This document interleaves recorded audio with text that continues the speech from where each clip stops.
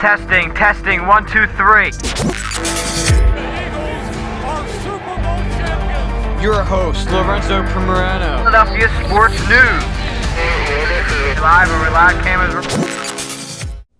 Ladies and gentlemen, welcome back to Lorenzo Primerano Show, episode 35. It is unbelievable that we have able to been through 35 episodes, and if you've been here since the beginning, I thank you very dearly. Guess what? The Birds played today, and it was a absolute blowout win. We're going to get to that, but first we're going to head over to the Phillies, and then we'll move on to the Eagles.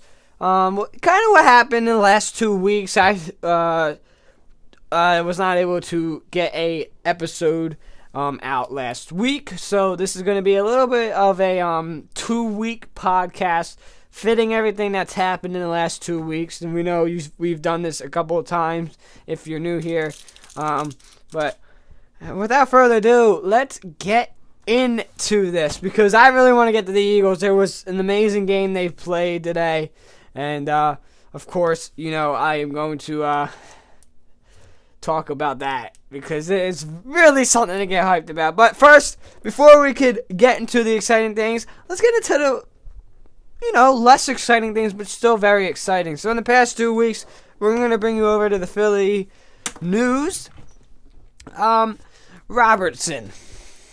Glad he is gone. David Robertson is officially gone from the Phils. He will no longer be pitching for us, and it's kind of relief because he was not the man we needed in the bullpen. He did not look good pitching. I really got to tell you that. A lot of people would agree with me on it as well. You would see him in the playoffs as he's coming in for a relief pitcher. He is not the guy you want coming in to try to seal a game. So yeah, I am very glad he was gone. But you know, he did a few good things here in Philadelphia, but you know, it's not. I'm just glad he's gone. I got no other words for that. The Phillies signed T1 Walker. I think that's how you pronounce his last name. He is a pitcher from, I think, the Mets we picked up. You know, apparently he's good. I haven't heard a lot about him, but, you know, scrolling through Twitter, Instagram, and everything else, I've seen that, you know, he's a pretty good guy. People said he was pretty good, so, you know, let's hope that he is, because the Phillies are looking like they are stacking up. And what I'm going to say next is, well, you pretty much knew this was coming. Trey Turner signs 11-year, $300 million deal. Everyone in their right mind knew it was going to happen. Trey Turner was coming to Philadelphia because there was a lot of talks about it in the offseason. Right after the World Series, they're like, you know, we need another weapon. Kyle Schwarber, Bryce Harper, Nick Castellanos, they're not doing it for us. So you want to know what we're going to do? We're going to pick up Trey Turner, and we're going to sign him for 11 years. Now, you see, here's the thing I have about this contract, right? 11 years, $300 million. Good. We have him until probably freaking retires or dies.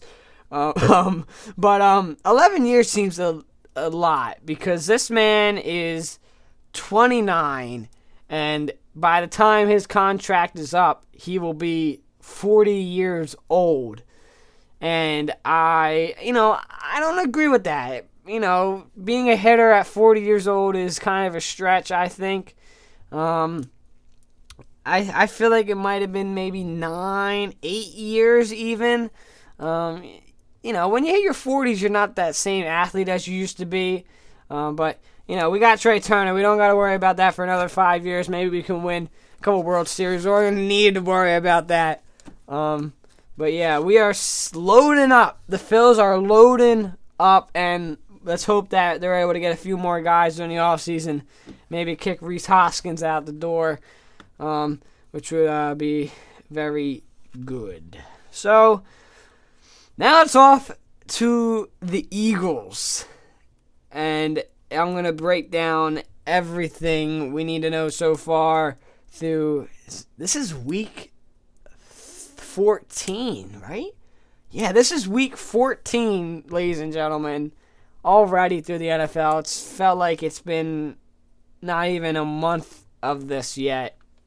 It's flying by. It's flying by really fast. And, I don't like it. As soon as you know it, football's going to be over. And then we're going to head into the basketball, hockey, Phillies soon. It's going to be good. Before I talk about the Eagles, make sure to go follow my Instagram. It's Lorenzo_Pomerano_show. I am only using Instagram from now on, so if you are following my Twitter, I am no longer using that. I will no longer be posting updates or anything just because of how much work it would be doing on 2 platforms. So one platform, Instagram, seems like everyone has it. Make sure to go follow that. Eagles breakdown. Eagles win 48-22. The touchdown New York had was garbage time, so technically we blew them the hell out. I mean, absolutely obliterated their team. We were amazing against the rush.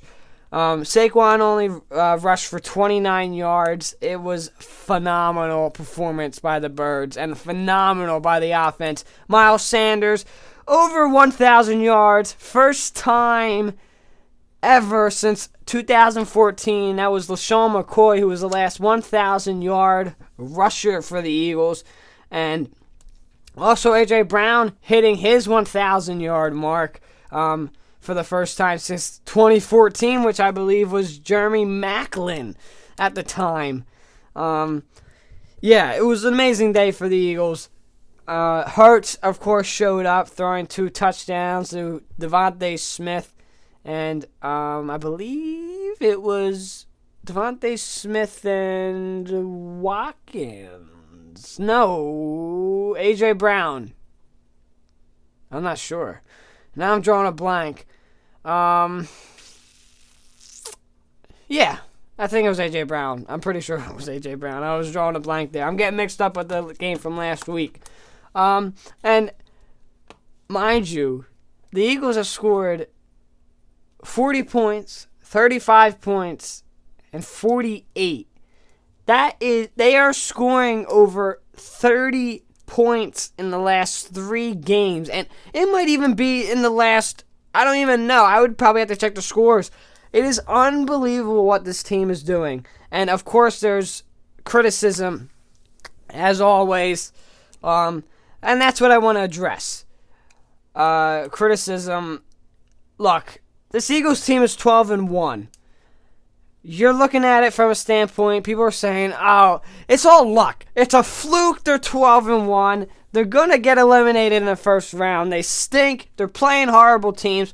Guess what? You don't go 12-1 for no reason. You don't mistakenly go 12-1.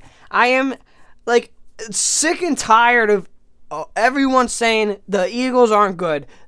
How does a team go 12-1? If you're a decent football team, you're going to lose more than 1 game throughout a 13 game span.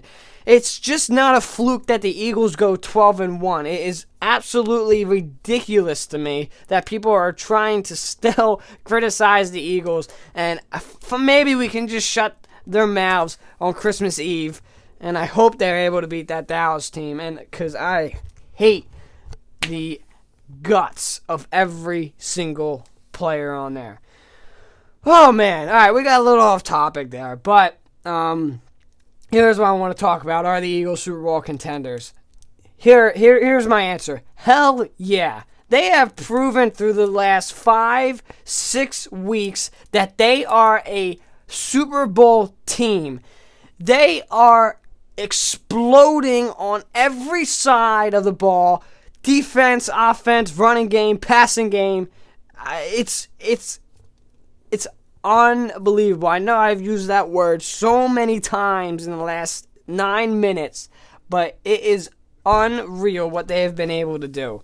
And if this team is not able to win a Super Bowl, I am going to be very, very surprised because they have all the talent in the world, and it shows. They're the best team in the league.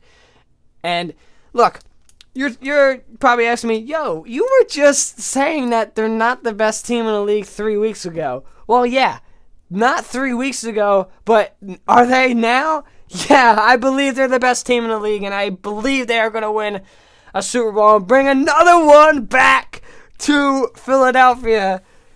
Oh, man. But yeah, it's not going to be easy.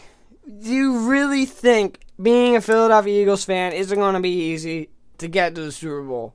No, and that's why I've done a little bit of research, and I have, well, by research I mean my knowledge on the teams in the NFL. Who I think is going to stop them, who I think they might have a little bit trouble with come playoff time, or, they face one of these teams in the regular season. First team I want to get to is Kansas City. The only time they got to worry about them is if Kansas City makes the playoffs, because I believe that, Patrick Mahomes is Patrick Mahomes. He's going to do his Patrick Mahomes things. He's going to do everything possible to win. And I believe that, if they're able to stop that Kansas City offense, and this would only be if they make it to the Super Bowl, they will be able to dominate. And they just have to, read Mahomes pretty much, where he's going and what he's doing. Another team I have on here is Dallas. Now, as an Eagles fan, I hate to put Dallas to saying that they're a good team, but they're a division rival. I don't know why, you always struggle against division rivals. I mean, look at our one loss to Washington. It's a division rival. We struggled to win, and we didn't win. But we're not going to talk about the game today. We didn't struggle in the game today, but in general, you always struggle against your division opponent or whatever. If they're able to stop that running game of Dallas, I believe that they'll be able to easily beat them. And they should show that at Christmas Eve, because, oh man, we are going to have a lot of angry Philly fans on Christmas Eve and Christmas Day. I will surely be mad. I will surely be very mad, opening gifts if the Eagles are losing, and then the next day I'm opening gifts and I'm like, oh, the Eagles lost. I shouldn't really be happy. So hopefully they can win, and then we can be in happy spirits. And the last team I want to go over is maybe San Francisco. Now, I know that Jimmy Garoppolo is gone. He's out for the season. But Brock Purdy leading the way, Mr. Irrelevant. This is why I put maybe on San Francisco, because they have the offensive weapons, but the defense is lacking a little bit. And I feel like if the Eagles can just stop Christian McCaffrey and Deebo Samuel, they'll be able to win a game against San Francisco. This is even if they face this team. But yeah, that's my thoughts. I believe the Eagles are going to win the whole thing. And that starts by who they face in the playoffs, who, they're going to beat. And hopefully they can get the first round bye, so we don't have to worry about playing in the wild card, which is looking good. Minnesota lost to Detroit Lions. Of course, Dallas came back and won against the Texans, which I'm not surprised about. But this has been the Lorenzo Primerano Show. Make sure to go follow my Instagram, Lorenzo_Primerano_show. I am only posting that from now on. If you're following my Twitter, head over to the Instagram. Way easier to look over and operate. Yeah, the Eagles, they're a couple wins away, man. A couple wins away, and we can say they got a first round bye.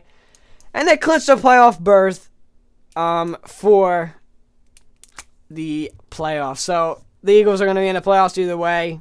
Don't matter what their record's going to be. It's going to be way better than it is. We're heading for 16-1. Let's go 16-1 on the season. It's been the Matt Permano Show, and we will see you all next week.